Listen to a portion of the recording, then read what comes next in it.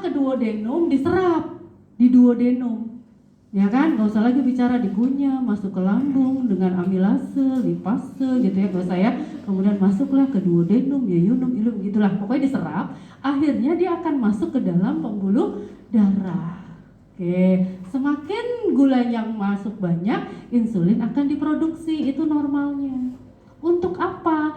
Ternyata si glukosa ini nggak cukup di pembuluh darah, tetapi harus masuk ke dalam sel. Sel kita banyak banget. Sel kita adalah makhluk hidup yang butuh hidup. Ya kan, Bapak Ibu sekarang tuh kan matanya lagi melotot, berarti selnya lagi bekerja, lagi kontraksi, akomodasi, perlu apa? Energi walaupun kecil. Jadi energi itu nggak cuma lari. Saya ngomong, ibu-ibu nulis nih kecil pakai energi. Dari mana? Dari sumber glukosa, sumber nutrisi yang kita makan. Masuklah dia ke sel melalui pintu yang dibuka oleh insulin. Jadi insulin itu sebagai transporter untuk glukosa. Ketika insulinnya kemudian membuka kanal sel, nempel ke sel, maka pintunya akan kebuka, glukosanya masuk. Ada sel lagi, insulinnya akan nempel, kemudian buka, glukosanya masuk kurang. Gitu kan? Pada akhirnya kalau kita normal makan, ya kan? Tadi pagi sarapan apa, Dinda? Nasi uduk, roti, nasi uduk, mie goreng, bakwan, teh manis, kerupuk, tempe oreknya sendok, karbohidrat semua toh. Nah, maka akan dimasukkan ke dalam sel. Nah, kemudian ya, apalagi ya, lupa tadi saya mau ngomong apa. Kemudian terus lupa. Ini akan menjadi energi. Gimana ketika ternyata kita makan dengan kalori yang melebihi dari kalori yang kita bakar? Maka glukosa yang tadi sudah masuk ke pembuluh darah akan disimpan. Kalau ini kumpulan sel jadi otot, maka akan disimpan di bawah otot atau adiposa. Dan sebagian ada disimpan di hati juga. Gitu. Nah, kebayang nggak kalau kita makan karbohidrat 100 gram karbohidrat itu 100% jadi gula. 100 gram protein 56 gram itu jadi gula. 100 gram lemak 10 gram jadi gula. Jadi sebenarnya sumber glukosa itu cukup banyak. Sementara kalau kita sarapan nasi uduk hampir komponennya adalah ini. Ya kan? Nah, kemudian setelah itu mungkin tadi aktivitasnya kurang. Jadi bukan lari-lari saja, tapi mungkin kita nggak menggunakan otak kita dan seterusnya, sehingga seringkali tertumpuk. Kalau kita makan melebihi tadi, makan lagi nih tadi nasi uduk, sampai kantor ternyata ada temen yang bawa lontong sayur, nggak enak lah gitu, nyicip dikit 5 potong lontong sayur sama tahu. Nggak lama saya dipanggil rapat, Pak, di bawah ada snack, sayang, ya kan, makan. Siang uji mahasiswa, ya kan, udah dosennya kayak dukun, minumnya 3 warna, ada bening, ada merah, ada oranye, gitu ya. Terus ditambah nasi pagi sore, udah pagi sama sore lagi ya, ditambah snack gitu ya. Lupa kita berbagi, ada OB, ada apa, makan lagi, jadilah gemuk begini, Pak. Karena adiposanya banyak, nyimpen. Sementara karena ngunyah terus, si pankreas terus produksi, nggak ada istirahatnya. Maka ketika pola itu terus terjadi, lama-lama si pankreas capek. Pabrik tuh lama-lama capek. Ketika capek, maka produksinya menjadi berkurang. Ada kalanya orang memang menurun karena usia. Ya kan? Pak Arif masih mudaan dari saya, tapi rambutnya udah putih. Usia, tapi ada keturunan. Oh, ada yang keturunan, memang keturunannya Pak Arif usia muda udah pada putih. Tetapi ada yang nanti putihnya ketika umurnya memang, nah, ada yang dari sekarang udah pakai kacamata karena mungkin sih anak-anak sekarang pakai kacamata karena melihat Mobile Legends sampai tengah malam, ya kan? Sementara senyum-senyum medsos sampai malam gitu ya. Sementara jadi matanya berakomodasi, lama-lama dia harus menggunakan kacamata. Berarti kan sama dengan analog tadi. Tapi ada juga yang dari awal ternyata memang keturunannya pakai kacamata. Nah, berarti yang disebut keturunan bahwa fungsi pankreasnya menjadi tidak optimal pada usia-usia yang muda. Gitu kan? Nah, nanti ini yang bermasalah jadinya. Sampai sini fungsi normalnya paham ya? Bahwa dia akan masuk ke sini. Jadi kalau habis makan, kemudian pankreasnya masih normal mengeluarkan insulin, semua disimpan digunakan di sel maupun disimpan di adiposa. Gitu. Kalau malam kortisol tadi yang di korteks adrenal itu akan mengolah yang ada di ini nih untuk diolah. Untuk apa? Kalau kita lagi butuh kulitnya, misalnya ada sel-sel kita yang bersiklus yang makin tua gitu ya, sel darah merah makin tua, maka kortisol mengolah untuk mendistribusikan ke sel-sel yang memang membutuhkan. Kortisol tuh normal kerja dari jam 18 sampai jam 6 pagi. Maka istirahat menjadi penting buat kita karena memberikan kesempatan sel dengan kortisol bekerja untuk memperbaiki sel-sel jaringan yang sudah mulai rusak, menggantikan sel yang sudah tua. Maka tidur yang cukup menjadi penting. Gimana mau tidur habis ini dinas malam ya kan? Oke, pada akhirnya makanya benar ya, nanti dicari penelitiannya cukup banyak banget, dan saya lagi mengajukan penelitian dengan judul bimbingan mahasiswa tesis saya, bagaimana sindrom metabolik terjadi pada perawat dengan SIF. Nanti kaitannya dengan kerja kortisol. Gitu, harus dijelaskan dengan hormon karena saya bilangnya sindrom metabolik ya. Pada akhirnya kalau diperiksa gula darahnya ya normal. Gitu.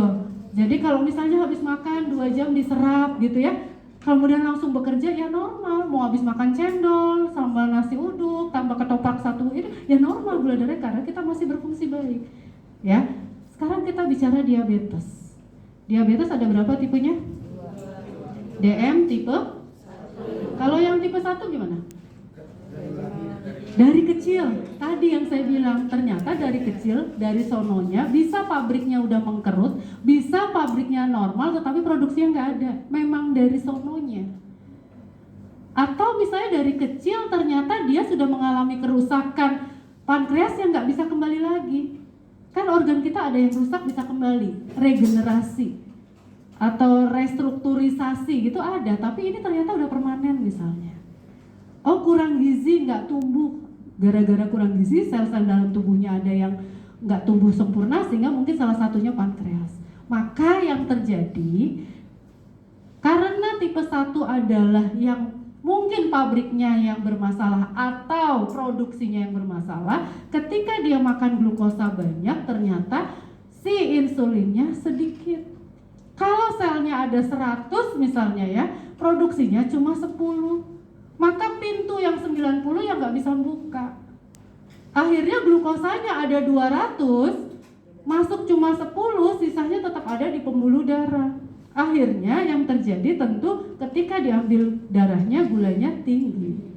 Oke, itu tipe 1. Maka betul biasanya usianya lebih muda. Bisa keturunan nggak tadi? Bisa, contoh analognya tadi ya. Oh ada yang dos ini anaknya ini ya, Ucok Babah. Itu anaknya ada yang kecil juga kan? Nah artinya keturunan gitu. Kemudian berikutnya tadi karena penyakit dari kecil bisa. Sekarang DM tipe 2. DM tipe 2 ini cuma 5% loh dari penyandang DM seluruh dunia. Kalau DM tipe 2 maka dia ada 93%-an lah, karena yang 2%-nya DM tipe lain termasuk gestasional. DM tipe 2 maka yang terjadi adalah tadi yang dianalogkan, si pabriknya normal tetapi ternyata udah lelah sehingga insulin yang diproduksi jadi sedikit. Atau si pabriknya normal, insulinnya normal diproduksi tapi ternyata jangkauan selnya terlalu luas sehingga satu saat ternyata tidak bisa glukosa yang banyak ini juga tidak bisa masuk semua. Atau misalnya pabriknya ada produksi insulin tapi insulinnya nggak benar, yang diproduksi itu rusak, resisten, disebutnya DM resisten kan? Resistensi insulin. Resisten artinya dia nempel tapi nggak mau buka pintu. Ini yang terbanyak, dia nempel tetapi nggak mau buka pintu. Kenapa? Pabriknya udah lelah sehingga yang diproduksi udah nggak benar. Insulin yang diproduksi udah resisten.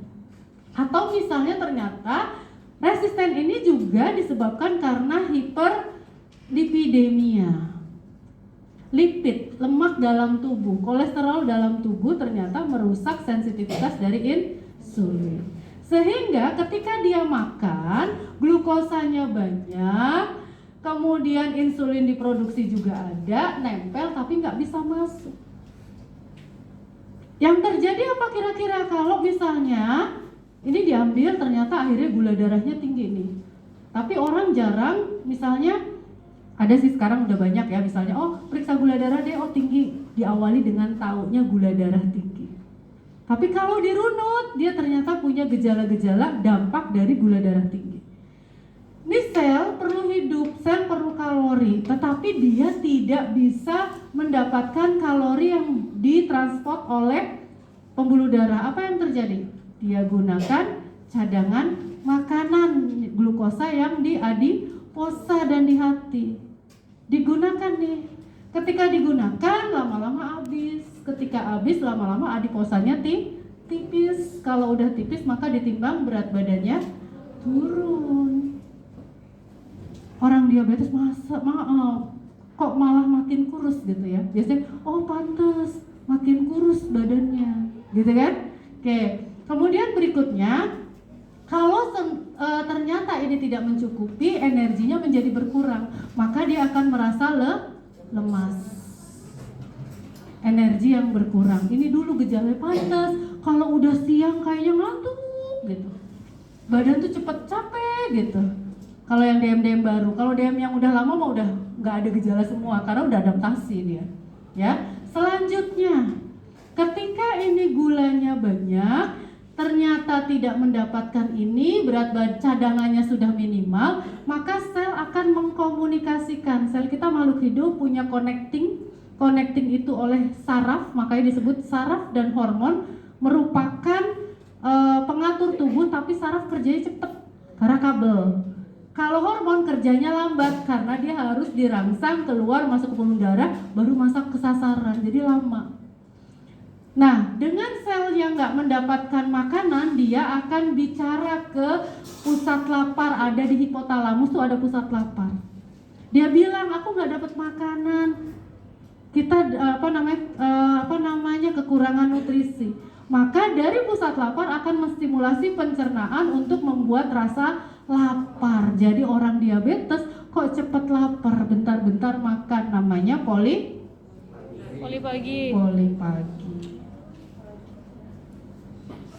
Oke, akhirnya dia makan. Semakin dia makan, semakin glukosanya banyak. Ketika glukosa banyak, kayak air yang dikasih gula, lama-lama pekat, viskositas meningkat. Ketika viskositas meningkat, aliran menjadi tubuh mengkompensasi dengan proses perubahan difusi. Terjadi perpindahan dari ekstra masuk ke dalam intravaskuler. Terjadilah difusi, perpindahan cairan dari ekstravaskuler ke intravaskuler. Di-recall lagi tentang cairan. Kalau ekstravaskuler di luar vaskuler berarti cairannya apa? Di ruang apa cairan itu ada? Interstisial dan intrasel. Jadi sekarang ketarik tuh cairan di interstisial, ya kan, di ekstravaskuler. Akhirnya sekarang karena tertarik, akhirnya jumlahnya banyak, jumlahnya meningkat karena terjadi kekentalan, namanya peningkatan tekanan osmotik. Sekarang tekanan osmotiknya meningkat nih. Semua cairan akan dieskresikan ke ginjal. Ingat ya, kemarin Bu Diana habis ngomong ginjal. Kalau volumenya banyak, masuklah ke aferen gitu ya, masuk ke glomerulus, Ansa-Herle dan seterusnya sampai akhirnya terbentuk urin. Bisa terbentuk urin, ada yang masuk ke kandung kemih karena ada proses filtrasi. Berapa sih filtrasi cairan di ginjal? Berapa coba? Baru kemarin 125 cc per menit. Gula yang difiltrasi, ginjal mampu menyaring, menyerap kembali, mampu reabsorpsi. Untuk gula berapa? 180 mg per desiliter. Sekarang yang masuk banyak, yang diserap kembali 125. Udah banyak, gulanya pun banyak, yang diserap kembali 180. Lainnya kemana? Ke kandung kemih, terbentuk urin. Jadi kalau banyak, kandung kemihnya cepat penuh. Padahal 400 cc saja sphincter uretra udah buka, pengen kencing. Kalau yang masuk banyak, maka dia akan sering, namanya poliuria. Gitu, ya kan? Ditambah gula yang bisa diserap kembali hanya 180, sementara orang diabetes lebih dari 200. Sisanya kemana? Bareng dengan urin. Akhirnya terjadilah glukosuria. Kalau dulu kan ada tes reduksi gitu ya, sekarang kan udah nggak ada. Tapi orang bilang kencing manis. Orang diabetes kencingnya digelumutin semut, indikator orang awam karena glukosuria. Gulanya yang mampu diserap ginjal normal 180, sementara dia lebih tinggi, jadi keluar bersama urin. Maka proses ini disebut dengan diuresis osmotik. Kalau orang bilang proses diuresis osmotik itu dimulai dengan gula yang tinggi menyebabkan viskositas meningkat, maka akan terjadi perpindahan cairan dari ekstravaskuler masuk ke intravaskuler. Kemudian sekarang terjadi peningkatan tekanan osmotik, pembentukan urin berlebih, terjadilah poliuri. Ya, karena ekstravaskuler terjadi penarikan cairan, maka pada akhirnya di interstisial ekstravaskuler dan intrasel kekurangan dia mengkomunikasikan lagi ke otak di pusat haus, akhirnya banyak nih namanya polidipsi lala Oke, kuliah di FIK nambah, ya kan? Minimal ini jadi tahu. Ini belum masuk diagnosa, karena dari sini nanti muncul diagnosa keperawatan. Diagnosa keperawatannya apa? Gula darahnya tinggi terus, ketidakstabilan gula, gitu kan? Kalau dia kencing terus, pengkajiannya, ya kan? Pengkajiannya, Pak, Bu, kencing terus nggak tahu, kayaknya enggak deh. Kalau orang udah diabetes lama suka begitu, tapi kalau baru-baru, pantas saya selama ini malam itu paling bangun sekali 2 kali, ini bangun sampai 4 kali untuk kencing. Kalau pasien diabetes yang udah lama, ini saya kencing 2 hari ini sampai 5 kali, gula darah saya lagi tinggi nih, udah deh saya diet, udah deh saya minum obat lagi. Oh udah, kencingnya cuma 2 kali, obatnya stop. Dia udah kenal. Saya udah tahu kok gula saya kalau lagi tinggi pas malam tuh suka bangun kencingnya sering gitu, ya kan? Nah ini adalah tanda yang klasik yang biasanya didapatkan oleh pasien. Ya, belum masuk ke otek loh, ingat otek? Enggak, observasi, terapeutik, edukasi. Karena di situ aja pembahasannya contoh. Oke, observasinya berarti harus cek gula darah dong. Kalau pasiennya mau dirawat mau enggak, sekarang kan ada self monitoring blood gas, SMBG, gitu kan?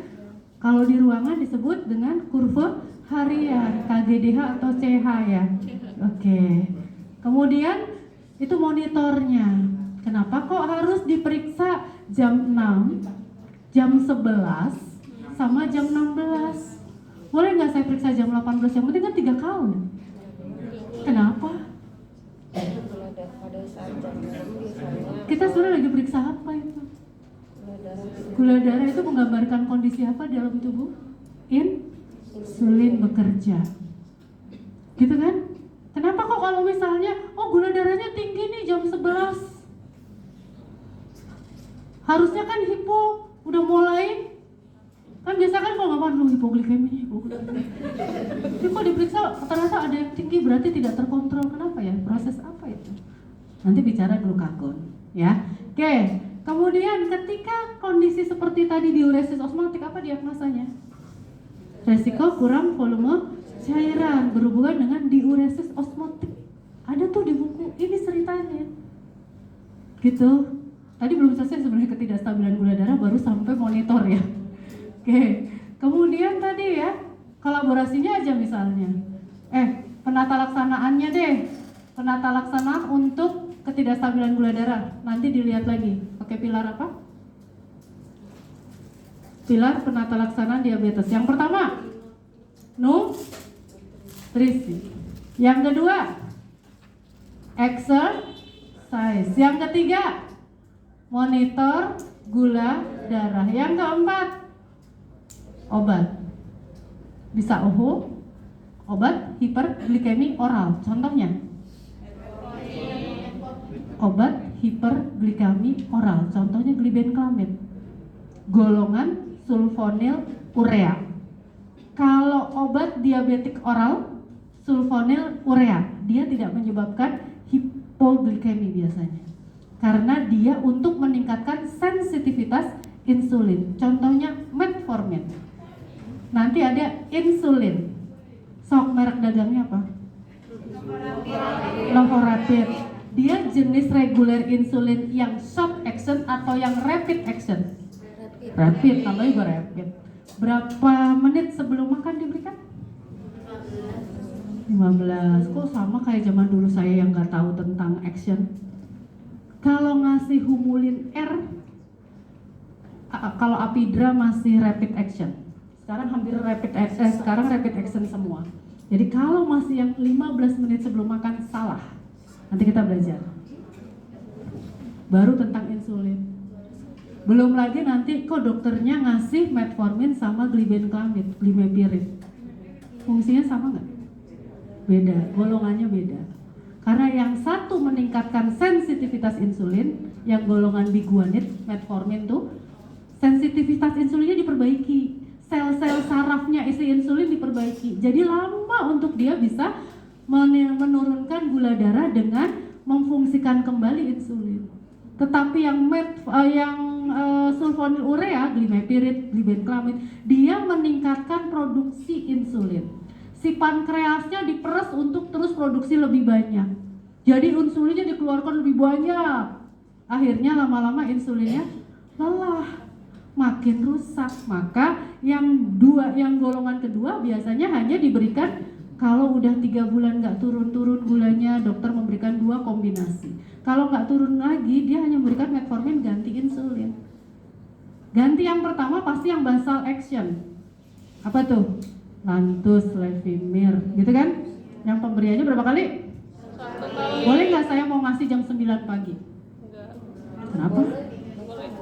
Boleh, asal dia bukan artinya dia tidak berbarengan dengan reguler insulin. Kan tadi misalnya, ini nggak turun-turun juga gulanya sudah dengan 2 kombinasi.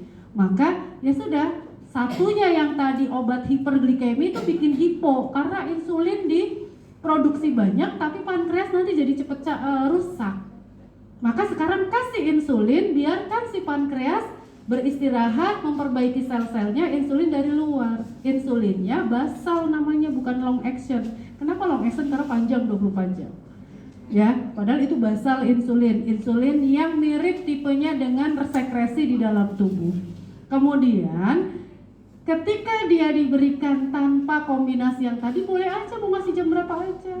Kan dia nggak pakai syarat sebelum makan, habis makan. Pokoknya dia akan dirilis keluar dari dalam, masuk ke pembuluh darah dan meningkat ketika kita ada glukosa.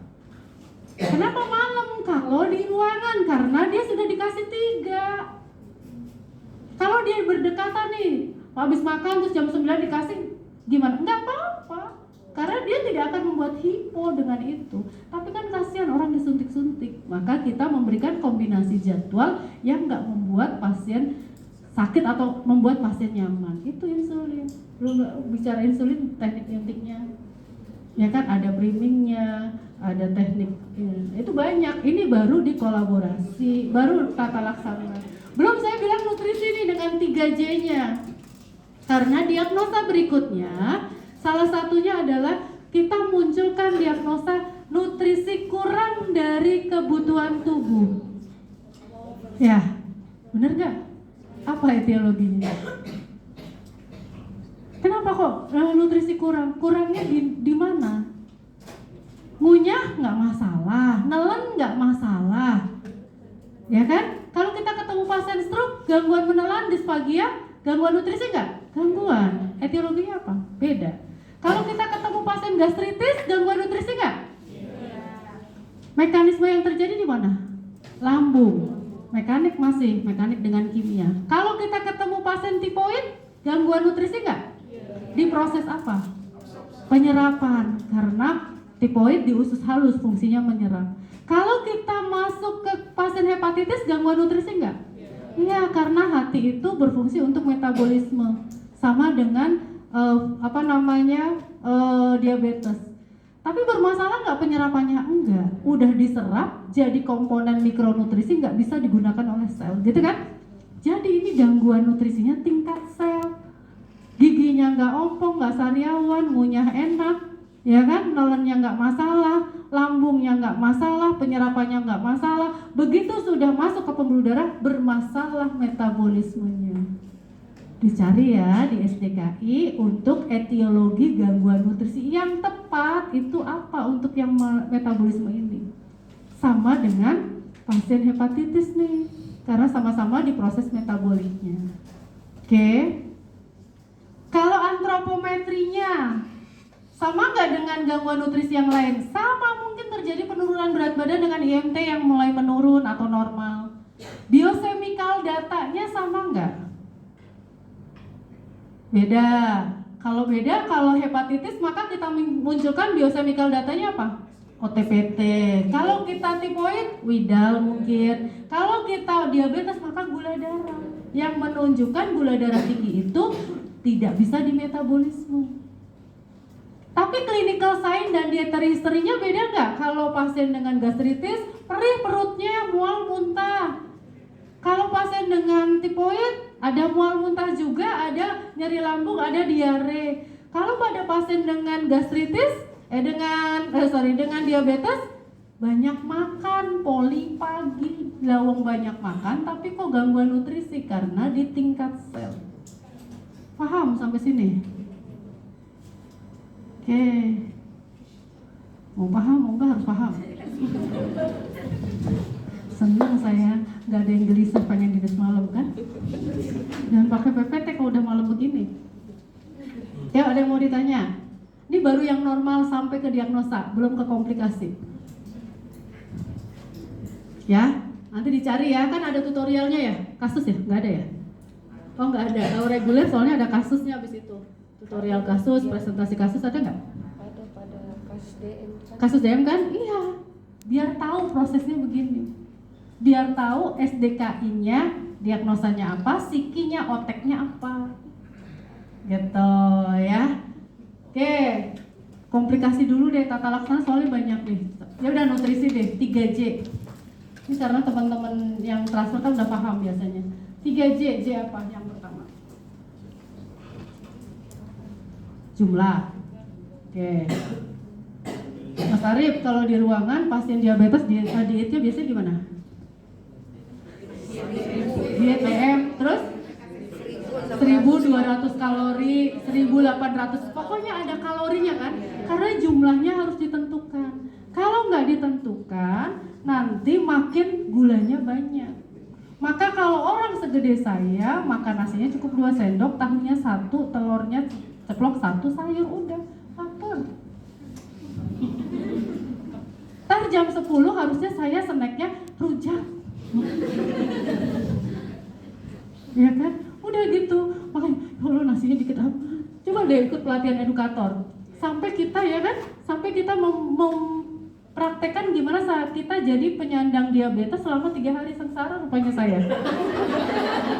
Karena ternyata IMT saya atau saya berat badan idealnya nggak ideal. Jadi kalorinya dihitung berdasarkan berat badan ideal. Kurang. Berat badan ideal saya 50 misalnya. Sehingga saya hanya dapat 1225 kalori. Karena kalau wanita 25 kalori per kilogram berat badan sehari. Lah Indomie aja udah 450 kalori.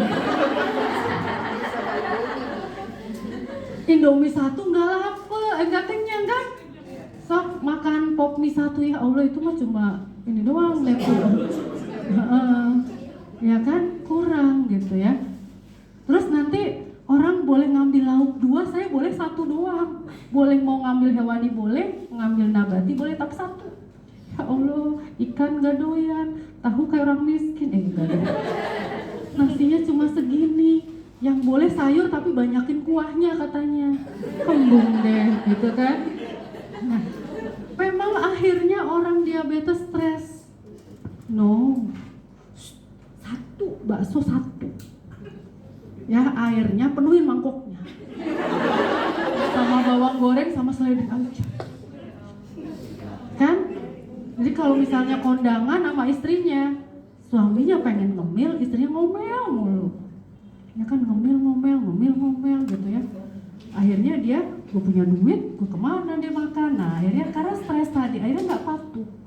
Ya kan? Ini baru jumlahnya nanti. Terus jenisnya tadi, kalau kita bicara karbohidrat, itu ternyata protein sendiri menjadi glukosa. Maka tadi harusnya kita kalau sudah makan glukosa, karbo, ngomongnya enak ya, padahal prakteknya susah banget, udah saya nggak usah ngomong lah. Nanti tanya aja sama orang di Siak, malu gitu. Bener, saya tuh pernah diginin, suster aja gendut ngomongin begitu, ya bener juga ya. Jadi rupanya badan kita itu juga sebagai model. Jadi kalau kita mau edukasi, makanya sekarang saya lagi nggak berani edukasi. Satu saat siapa yang pernah lihat, Dinda pernah lihat saya kurus nggak, Din? Pernah, saya pernah turun sampai 26 kilo gara-gara awalnya seperti itu. Terus saya diet non karbo ceritanya. Turunlah saya, sekarang jebol setelah Covid. Ternyata karbo itu enak gitu. Lagi mau mulai lagi susah lagi gitu ya, masih kebayang kalau mau diet ya besok gue nggak makan bawang goreng dong. Rupanya itu yang paling susah ya. Jadi waktu saya program itu gula darah saya 40 stabil. Gitu. Karena saya menggunakan ya nanti ceritanya kemana-mana nih. Ya jenisnya. Jadi tadi ya, kalau misalnya orang diabetes kondangan ke gedung, makanannya banyak, bubukannya semua pengen, gitu kan?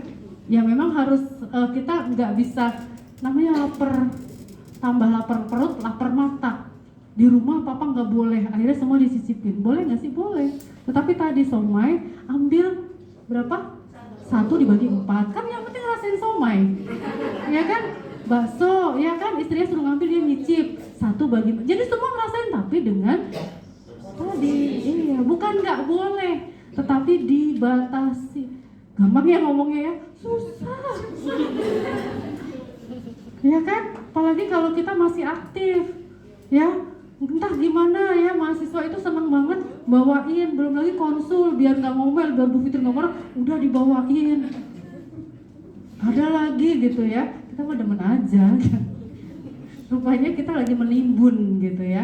Nah ya, tadi kemudian jamnya, jadwal penting. Kita harus patuh sama jadwal. Kenapa? Karena sebenarnya kita sedang mengkondisikan hormon kita untuk keluar secara terjadwal. Pankreas kita ada masanya keluar, ada masanya bekerja, ada masanya istirahat, nanti ada masanya bekerja lagi. Sama ya, di dalam Al-Quran itu sudah disampaikan mengunyah 30 sunnah atau mengunyah 36 kali. Karena dengan 36 kali lama gitu kan. Ya kalau kita lagi kerja suruh ngunyah 36 kali, makannya jadi sedikit. Ikuti sunnah, tapi makannya jadi sedikit. Ya kan? Makan sepiring, taunya setengah jam. Bentar lagi jam istirahat udah selesai. Kan gitu kan, sehingga makannya mungkin hanya 5 sendok. Makan sebelum lapar dan berhenti sebelum kenyang, itu betul. Artinya hormon kita terus bekerja. Terus teratur tadi jam-jamnya. Nah kalau kita kan enggak, bisa jadi tadi abis makan nasi uduk di rumah ada lontong sayur dibawa dan seterusnya. Atau bisa jadi nggak sempet karena kerja. Akhirnya ada kondisi yang kita kurang sekali glukosa. Tadi yang bongkar glukosa siapa? Glukagon. Glukagonlah keluar, bongkarin, gula darahnya tinggi. Insulinnya ditekan, nggak produksi. Ya kan? Tahu-tahu nanti makan banyak banget. Ketika makan banyak banget, glukosa makin tinggi. Kalau itu sering, jadi si bioritme hormon kita nggak menjadi teratur. Ini juga kenapa pekerja shift kecenderungan mengalami sindrom metabolik yang ditandai dengan tensinya naik, gula darah naik, berat badan besar. Bu, kalau di semalam ngomel bukan itu, tetapi pembongkaran glukosa, kerja hormon kortisol yang tidak teratur, kemudian pada akhirnya insulinnya tertekan. Itu dibuat terus. Kenapa kalau KB dengan suntik, balik lagi setelah suntiknya selesai, balik lagi menstruasinya lama? Karena biasa diberikan hormon dari luar, estrogen ditekan, ya kan? Jadi untuk dia produksi lagi ketika berhenti suntik itu perlu connect. Nggak langsung KB-nya, nggak langsung menstruasi begitu suntiknya selesai, gitu kan? Ada yang sampai setahun baru menstruasi, karena hormon di dalam tubuh udah bisa ditekan. Sama, ketika kita anjlok-anjlokan makan, biasa glukagon yang bekerja, insulin ditekan. Bu, kalau puasa gimana? Justru puasa membuat hormon kita teratur. Makannya sudah jelas, kalau misalnya kita puasa rata-rata nggak ada yang sahur jam 1. Dalam 1 bulan Ramadan, sahur jam 1 paling sekali 2 kali karena habis lembur malam, udah habis ini mau tidur gitu kan. Tapi rata-rata ya antara jam 3, jam 4. Buka puasa, nggak ada yang jam 4 atau nanti jam 8 malam. Pasti di jam itu dia buka puasa. Kalaupun ada karena di jalan minum dulu, gitu ya, tapi biasanya sanggup permen gitu. Tetap nanti dia akan makan antara jam 6 sampai jam 8 gitu kan. Justru ketika itu hampir rata-rata orang diabetes gula darahnya bisa terkontrol. Mau marah-marah nggak punya tenaga, jadi nggak jadi marah. Gitu. Paham sampai sini? Satu saat ada orang yang stres, maka dikenallah hormon yang selain dia memperbaiki jaringan, membantu mendistribusikan nutrisi, dia ternyata hormon stres, yaitu kortisol, glukokortikoid yang ada di korteks adrenal, di ginjal. Kortisol itu meningkat selain tadi tubuh tadi ya, kalau ada stimulasi dari luar yaitu stres. Stres itu ada 2, stres fisik dan stres psikis. Stres psikis kita tahu, ya Bu, abis ini udah semalam belum di fingerprint, ya potong deh gaji 200. Udah tuh kortisol naik tuh. Kortisol naik, ternyata dia menyenggol glukagon. Glukagon naik, dia bongkar glukosa. Ternyata ketika glukagon naik, insulin diem loh, gue lagi kerja. Kata si glukagon, kan kerjanya terbalik tadi. Glukagon naik, insulin jadi ditekan. Padahal dia bongkar glukosa. Glukosa untuk apa? Untuk stres juga. Stres kan perlu energi. Tapi kalau itu sering terjadi, stres sering terjadi, maka insulin menjadi tidak sensitif. Maka glukosa menjadi naik. Maka sekarang penyebab dari diabetes di kota besar yang terbanyak adalah stres psikis. Jangan stres, kuliah mah bersenang-senang, ya kan? Badai pasti berlalu gitu ya. Terus kalau stres fisik artinya fisiknya yang sedang mengalami ketidaknyamanan. Ada luka, ada nyeri hebat, ngilu semua badannya, capek, multi trauma, operasi, itu adalah stres fisik. Kenapa? Stres fisik itu bisa juga menyebabkan gula darah tinggi. Gitu. Kalau stres fisik mah mungkin nggak sering ya, KDRT sekali-kali, KDRT dikebukin, ya enggak lah ya. Tapi yang lebih parah kan stres, kalaupun KDRT stres psikis kan. Nah, maka tadi ternyata membuat produksi hormon menjadi tidak stabil. Gitu ya, tadi jadwal untuk menstabilkan. Sekarang yang membuat ketidakstabilan gula darah salah satunya adalah peningkatan hormon kortisol. Ya, salah satunya penelitian, nanti boleh dibaca, penelitian punya, cari namanya Harry, terkait dengan Wondrous, pokoknya dia bicara tentang apa namanya, balutan modern itu membuat TGF menurun. TGF itu analog dengan kortisol. Kenapa? Kortisol itu kan stres tadi. Kalau pakai balutan konvensional yang dilihat adalah ketika membuka nyeri, gitu. Kemudian harus sering dibuka, ya kan? Berbeda kalau misalnya ini dia karena dari sisi itunya, sebenarnya dari sisi stres fisik dan berdampak psikis karena kortisolnya. Jadi ternyata kalau balutan modern itu lebih nyaman karena dia bisa dibuka 2 hari sekali. Ketika dibuka ternyata nggak lengket gitu loh.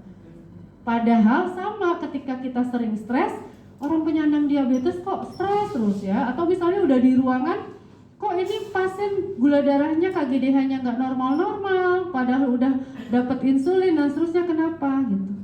Digali psikososialnya. Kemungkinan ada kondisi-kondisi yang meningkatkan stresor pada pasiennya. Atau pasien atau para diabetes yang di luar rumah sakit juga mengalami gula darah yang tidak terkontrol. Kenapa? Oh, ternyata tidurnya pun tidak teratur. Orang yang tidurnya nggak nyenyak, orang yang tidurnya larut malam, bisa jadi dia ada pekerjaan yang harus selesai, ya kan? Bikin makalah, nyusun proposal, ya kan? Ngoreksi makalah mahasiswa, deadline penelitian, kan bikin kita nggak tidur. Akhirnya hormon kortisol nggak stabil, dan itu akan mempengaruhi tadi kerja dari kerja dari glukagon. Bu, perawat kan sebenarnya shift malamnya teratur, pagi-pagi, sore-sore, malam-malam, libur-libur. Tapi habis malam lepas libur, pas lepas asik, yang masih muda ke mall gitu kan, atau jalan-jalan kemana, sehingga fase istirahatnya pun berkurang gitu ya. Nah, itu juga perlu diperhatikan. Jadi kenapa perawat juga sindrom metaboliknya tinggi loh. Saya lagi menggali nih dengan kondisi perawat. Kalau obesitasnya saya udah gali, udah terbukti kan? Sok obesitas saya. Dinda nggak turun-turun dari zaman D3. Ayo Din. Ya nggak apa-apa ya. Karena memang saya tahu saya juga salah dengan badan saya. Teorinya semua hatam, dibaca hatam, prakteknya susah. Jadi kita kadang-kadang iya ya orang diabetes begitu ya, ternyata tidak mudah gitu. Apalagi kalau lingkungan kita tidak mendukung. Gitu. Pertama yang bisa membuat stabil pada pasien ini adalah dukungan dulu dari luar, semua mendukung. Tapi diri sendiri harus mendukung. Ketika saya mau memulai penurunan, karena dulu saya lebih bulat dari Dinda, lebih bulat dari Mbak ini. Udah kayak bola, gede, pakaian saya XXL. Sampai saya terakhir di 6 bulan itu 26 kilo loh turun. Ya kan, jadi petugas haji kuat. Saat itu ya saya masih, pokoknya bisa aja gitu. Karena saya saat itu perlu dukungan orang. Jadi waktu mau program itu anak-anak saya suruh baca. Ntar kalau mama lagi begini, pokoknya semua diumpetin ya gitu. Mama nggak sakit hati. Begitu di kantor gini, gue liatin lo kuat berapa, gue bayar lo kalau kuat. Makin tantangan. Kalau kayak gitu kan kadang kita sebel banget sih gitu. Gue liatin ya gue bisa gitu. Nah rupanya proses seperti itu untuk tubuh kita sehat itu tidak mudah. Ya kan? Udah mulai bener nih nggak kepengen, enak tahu, rugi tahu gitu ya kan. Bahkan penyandang diabetes ada yang bilang begini ke saya, suster bisa jamin saya meninggal karena penyakit saya diabetes? Enggak kan? Rugi amat, saya ini nggak boleh, itu nggak boleh, yang penting kan saya minum obat, saya datang ke rumah sakit tiap bulan. Kalau saya meninggalnya karena diabetes, kalau saya meninggalnya yang lain, rugi dong, kata dia gitu. Saat itu saya gini, iya Bu Mom. Akhirnya punya jawaban, iya Pak betul. Tapi kalau misalnya gula darahnya nggak terkontrol, harusnya Bapak bisa jalan-jalan ke luar negeri, karena kebetulan orang ada ya. Bapak harus pakai tongkat, harus bawa obat, makan apa-apa nggak boleh, kan rugi gitu kan. Enggak juga kata dia gitu. Jadi ya kesadaran, makanya banyak banget penelitian terkait diabetes itu kepada self-nya, pada dirinya untuk manage gitu ya. Oke, nanti skripsinya bisa itu. Ya kan, skripsinya bisa temennya kan, di lingkungan perawat dengan diabetes atau sindrom metabolik aja. Sindrom metabolik itu belum diabetes. Sindrom metabolik itu bagaimana gejala di dalam tubuh yang berpotensi untuk terjadinya pada akhirnya diabetes. Apa sih? Lingkar perut di atas 90. Kemudian trigliserid boleh naik. 3 gejala: obesitas, obesitasnya sentral, ya kan? Kemudian ada gejala hipertensi, gula darah, itu sudah bisa dikatakan sindrom metabolik gitu. Nggak harus gula darah, pradiabetes gitu. Obesitas itu 1 gejala, ya saya maksudnya. Nah ini udah tentang jadwal ya. Cerita tentang nutrisi, sekarang sudah ada profesi apa? Gizi ya, yang menghitung, yang apa gitu. Tapi kita kan yang ditanya, orang gizi datang hanya ngup, udah nggak ada lagi, ya kan? Berikutnya kita lihat, walah bapak, ini habis dibesuk siapa ya, orang se-RT, makanannya banyak amat gitu ya. Enggak kok suster, bukan saya yang makan. Oh gitu, tapi saya pengen nyicip, boleh nggak? Kan ketemunya kita. Sehingga edukasi terkait dengan 3J menjadi penting dalam aplikasinya tadi. Gitu ya. Oke, baru nutrisi nih. Tadi udah sedikit disinggung tentang obat. Belum lagi tadi apa namanya, exercise, nanti adalah ya banyak. Belum komplikasi. Sampai jam berapa kita? 3 menit lagi dong. Selesai. Udah? Udah, ya udah gak apa-apa. Pertemuan selanjutnya kita bicara tentang, ingetin saya ya, kita bicara komplikasi akut kronis dan kaki diabetik ya. Nah baru presentasi hipertiroid. Gak apa-apa, paling dalam setahun kita ketemu pasien tiroid berapa kali kan. Tapi pasien diabetes, dinas di ruang bedah ketemu, dinas di ruang VIP apalagi gitu ya, di ruang TBC penyandang diabetes jadi faktor resiko gitu kan. Jadi mungkin nanti saya fokusnya akan lebih eksplor terkait dengan masalah-masalah diabetes.